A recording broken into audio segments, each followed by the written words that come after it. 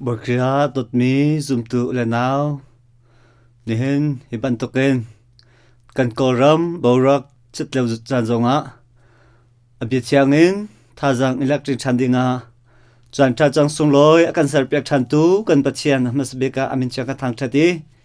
rva azau ya ngai tu zum tu nan dilak sunga lom na tampi ka ngai ti kha amai sa chim kadu nehen pachian bia an thajang electric dinga kan nu bupinya kan tar pek mi Ezekiel angan som thum le pasari ame ko lakhatin ko la rit chunga kan jal hnala anni chu no thon hala I boy pa pachian ni hibang enati natin hala salmo chu thek ansinak mi phun ha chung khan kalak hnala I ram ki chung khan kapup hnala I anma le anmun te a khan kacha hnala angan ko le thuma kan jala an sesal na le an to mi chilfinung na le zumoklak lawen an rakum nak vialte khan ani thon no mi ani thon no ti lai lo sol nak sung I an ker chan ton na khan ka chuan hala I ka chen hala chute chon ani chu kami an sela I kami a an chang la I ke chu an pachiana ka chang la Kasal David chu anok tu sang pasang asila I tu khal pakhat long an ngai la kapung bianin kha anum la I kanol bia kha anzol na la I an to an hala chun kum na khelem ta nga khan anum la ke chu an pachian kasila I an ni chu kami an sela mi phundang na ni khan sal mi chu an la ka azungzalin kamun chiang kha om cha boy pa ni kami chianga ka chana ti kha an ngala ti ati pachian bia asi pachian chunga lomna kau se hi kan ral mi chunga thajang ilakten ga pathumin chimkadu nen kan ral mi chunga khan balai chung kha ke be a thek zam mi israel mi phun na kha pachian ni apum hnala I mun khada anma le anum nak mun te ka cha than la ati nak kha kan thei mi phun pakhat a kasar la ati sang pakhat ne a ok na la ati sual nak sung en ka chen na la ati chun kami an sila I ke chu an pachian ka sila ati achumri mi chu tu khal pakhat long an ngei la ati ko phung bia ning en anum la I an ni chu kami an silai ati ko na khadem ta nga anum la ati pakhate lang tar ka do mi chu sang pakhat lo an ngai lai ti mi zon te a khan nen sang pasang ti mi chu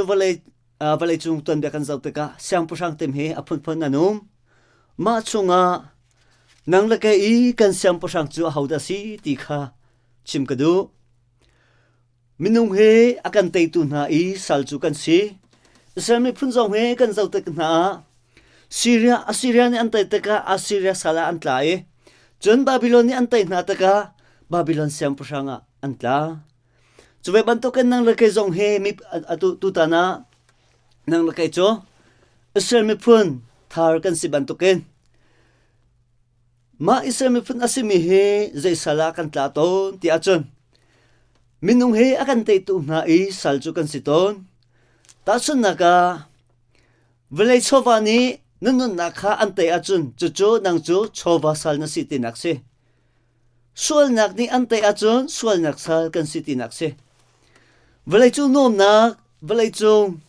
zulesani akan te achun chu nang la kai chu velai nom naksa velai zule sa I sal chu kan si ti nakase velai sal kan si a chun zet tek mana kan siang pasang chu boy pa chu ase kho balai lo ti kha siang te kan mu kho ka zon te pakhate achimri mi chu boy pakhat lo an ngai lai ti kha kan mu ma boy pakhat chu Ezekiel nya chimi he boy Jesu kha kan siang pasang ase lai nak le kan boy pa ase lai nak kha achim chung mi ase hizona boy Jesu chu ka boy pa le ka pathian tia achau hlang mi kan si achun chu kan nun nak chu kheral ni auk mi asila e nang la ka i kan boy bik chu Jisu Khrikha asi e boy vial te laka boy bik asi mi Jisu sang pusang vial te laka sang pusang asi mi Jisu si boy vial te laka si boy asi mi Jisu tlang boy vial te laka kan tlang boy ngan asi mi Jisu